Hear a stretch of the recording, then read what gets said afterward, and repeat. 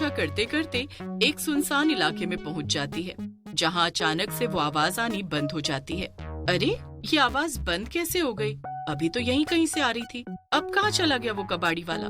तभी अचानक से चंचल के ठीक पीछे एक भूत आकर खड़ा हो जाता है।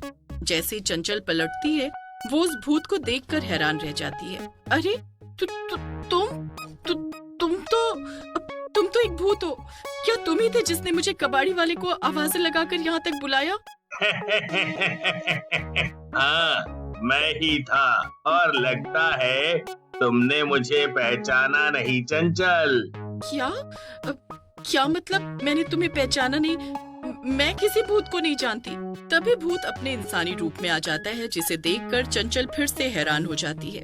अरे, आप तो वही कबाड़ी वाले अंकल हैं ना, जो मेरे गांव में रहते थे, हमारे साथ में खेला करते थे और अक्सर मैं घर से काम का भी सामान चुपके से निकाल कर आपको दे देती थी। ओहो, कितनी अच्छी यादें हैं गांव की। पर आप ये भूत कैसे बन गए अंकल? भूत वापस इंसान से भूत के रूप में आ जाता है और चंचल से कहता है, चंचल, एक तुम ही थी पूरे गांव में जो मुझे अपना मानती थी। बाकी तो पूरा गांव ही मुझे गरीब और मनहूस कहता था। कोई भी मुझसे बात नहीं करता था। तुम्हारे जाने के बाद भी ऐसा ही हुआ। क्या ऐसा क्या हुआ मेरे जाने के बाद जो आप यूं भूत में बदल गए? मुझे सब कुछ बताइए ना। तुम्हारे जाने के कुछ साल बाद लोगों के मन में मेरे लिए नफरत और बढ़ गई। वो चाहते थे कि मुझे गांव से निकाल दिया जाए, क्योंकि मैं गरीब हूँ और कबाड़ी वाले का काम करता हूँ। इसीलिए इन लोगों ने मुझ पर झूठा इल्जाम लगा दिया कि मैं लोगों के घरों से चोरी करता हूँ, और उन्होंने मुझे और मेरे परिवार को धक्के मारकर गांव से निकाल दिया। मेरा पूरा परिवार जब भूख प्यास से तड़प रहा था, तब मैं गांव में वापस गया कुछ खाना मांगने, पर उन लोगों ने मुझे बहुत पीटा, जिससे मेरी मौत हो गई। उधर मेरा पूरा परिवार भी भूख प्यास की वजह से मर गया। क्या इतना सब हो गया? पर गांव वालों ने आखिर ऐसा क्यों किया? मुझे तो कुछ समझ नहीं आ रहा। जब मैं छोटी थी तब तो ऐसा नहीं था। आपके साथ तो सच में बहुत बुरा हुआ अंकल। तुम मेरी आखिरी उम्मीद हो चंचल। मैं चाहता हूँ तुम मेरे साथ चलो और उन गांव वालों से मेरी और मेरे परिवार की मौत का बदला लेने में मदद करो। ठीक है, मैं चलूंगी आपके साथ। मैं अभी घर से अपना सामान लेकर आती हूँ। चंचल जल्दी से घर जाती है और अपना सामान पैक करने लगती है। अरे, ये तुम कहाँ के लिए सामान बांध रही हो चंचल? मम्मी, मुझे एक कॉलेज ट्रिप पर जाना है 2 दिन के लिए, उसी के लिए सामान पैक कर रही थी। अच्छा ठीक है बेटा, अपना ध्यान रखना और मुझे फोन करते रहना। चंचल भूत के साथ गांव जाने के लिए निकल जाती है। चंचल, गांव वालों को पता था कि मैं एक भूत बन गया हूँ और उनसे बदला लेना चाहता हूँ। इसीलिए उन्होंने एक तांत्रिक को बुलवाकर गांव के मंदिर में एक पवित्र धागा बांध दिया, जिससे मैं अंदर नहीं जा सकता हूँ। तुम अंदर गांव में जाकर उस धागे को खोल देना, फिर मैं अंदर आ जाऊँ। अच्छा, तो मुझे बस इतना करना है? ठीक है, आप बिल्कुल भी फिक्र मत करिए अंकल, मैं आपकी मदद जरूर करूँगी। गांव पहुंचते ही सबसे पहले चंचल गांव के मंदिर में जाकर वो धागा खोल देती है। तभी उसे मंदिर के बाहर सरपंच दिखते हैं। वो काफी बूढ़े हो गए थे। अरे चंचल बिटिया, क्या ये तुम ही हो? तुम तो पहचान में ही नहीं आ रही बिल्कुल। हाँ, मैं ही हूँ। गांव काफी बदल गया है सरपंच जी। वैसे वो कबाड़ी वाले अंकल का घर तो खाली पड़ा है, दिख नहीं रहे कहीं वो।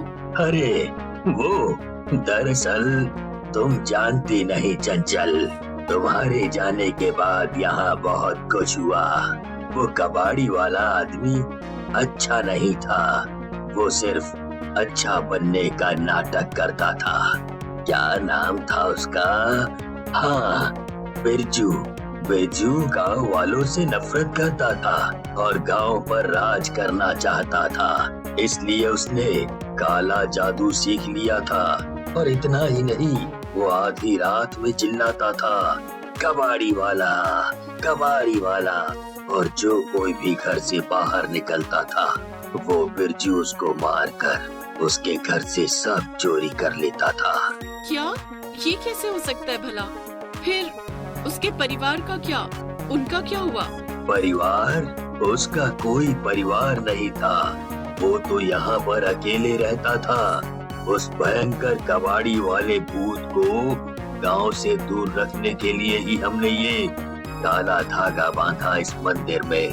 पर तभी सरपंच की नजर मंदिर पर पड़ती है। ये सब सुनकर इसमें तुम्हारी कोई गलती नहीं। उसने तुम्हें अपने जाल में फंसाया। अब हमें किसी भी तरह उसे रोकना ही पड़ेगा। वो भूतिया कबाड़ी वाला सिर्फ रात में ही निकलता है। ठीक है सरपंच जी, मैंने ये गलती की है, इसलिए इसे सुधारने में मैं आप सबकी मदद करूंगी। चंचल और सरपंच जी मिलकर कोई तरीका सोचने लगते हैं। तभी चंचल को एक आइडिया आता है। वो सरपंच जी के कान में सारा आइडिया बता देती है। हाँ तो फिर ठीक है, सबसे पहले हमें सभी गांव वालों को आगाह करना होगा कि कबाड़ी वाले की आवाज सुनकर रात में कोई भी बाहर न निकले। चंचल और सरपंच अपने अपने काम में लग जाते हैं। रात होते ही भूतिया कबाड़ी वाला लोगों के घर के बाहर आवाज लगाने लगता है, पर पूरे गांव में से कोई भी अपने घरों से बाहर नहीं निकल रहा था। तभी भूत के सामने एक घर से निकलकर चंचल आ जाती है। मैंने तुम पर भरोसा किया था और तुमने मेरा भरोसा तोड़ दिया, पर अब तुम्हें सभी गांव वालों को और मुझे सताने की सजा जरूर मिलेगी, समझे तुम? तभी पीछे से सरपंच कबाड़ी वाले के पास रखे हुए कबाड़ में आग लगा देता है। ये क्या किया तुमने? मेरा सारा कबाड़ जला दिया। पर तुम्हें क्या लगता है इससे तुम मुझे मार सकोगे? बिल्कुल नहीं। मेरी शक्ति इस कबाड़ में नहीं बल्कि मेरी आवाज में है। ओहो, तो शुक्रिया हमें ये बताने के लिए कि तुम्हारी शक्ति तुम्हारी आवाज में है। अब हम तुम्हें आसानी से हरा सकेंगे, क्यों सरपंच जी? पर भूत ये सब सुनकर कुछ समझ नहीं पाता। उसे लग रहा था कि ये इंसान उसका क्या ही बिगाड़ पाएंगे। बस अब बहुत हो गया। अब मुझे भूख लग रही है। इतना बोलकर भूत सरपंच को पकड़ लेता है और उसे धक्का देकर जमीन पर गिरा देता है। जैसे ही भूत सरपंच को मारकर खाने ही जा रहा था, इतने में चंचल जल्दी से एक चाकू उठाती है और भूत के गले पर वार कर देती है, जिससे भूत की आवाज चली जाती है। तुमने खुद ही हमें अपनी कमजोरी बता दी। तुम्हारा बहुत बहुत धन्यवाद। अब तुम्हारा इस गांव में समय खत्म हुआ। आवाज जाते ही भूतिया कबाड़ी वाला भी जलकर राख हो जाता है। चंचल जल्दी से सरपंच को उठने में मदद करती है। उठिए सरपंच जी, अब वो भूत जा चुका है। अब वो कभी रुको फैसला हो चुका है। तुम्हें ये गांव छोड़कर जाना ही होगा। सरपंच का भी ऐसा फैसला सुनकर विमला गुस्से से आग बबूला हो जाती है और वहाँ से उठकर चली जाती है। विमला ने कुछ सामान भी नहीं लिया और तुरंत ही गांव के बाहर चल पड़ी। इन गांव वालों को तो मैं छोड़ूंगी नहीं। इन्होंने मेरा इतना अपमान किया है। अगर मैं इस गांव से ही निकाल दी गई तो मेरे जीने का वैसे भी कोई मतलब नहीं। लेकिन हाँ, मैं यूं ही नहीं मरूंगी। मैं तो मरने के बाद भी इन सबका जीना हराम कर दूंगी। इतना कहकर विमला गांव की पानी की टंकी के पास गई। इस टंकी से पूरे गांव के घरों में पानी जाता था। फिर क्या था, विमला ने ना आव देखा ना ताव और टंकी में छलांग लगा दी। टंकी में पानी काफी गहरा था और उसमें डूबने से विमला की मौत हो गई। मरने के बाद विमला चुड़ैल बन गई और उसी टंकी में बैठ गई। अब इस गांव के एक एक इंसान का मैं पानी पीना तक मुश्किल कर दूंगी। पहले आए मुझे गांव से निकालना चाहते थे ना, अब देखती हूँ कैसे मुझसे पीछा छुड़ा पाएंगे।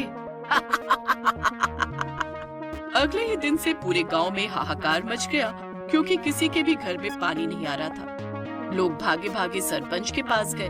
सरपंच जी, सवेरे से पूरे गांव में किसी के भी घर में पानी नहीं आ रहा है। सब लोग पानी के बिना बहुत परेशान हैं। जानवर भी प्यास से तड़प रहे हैं। लोगों के छोटे छोटे बच्चे भी प्यासे हैं।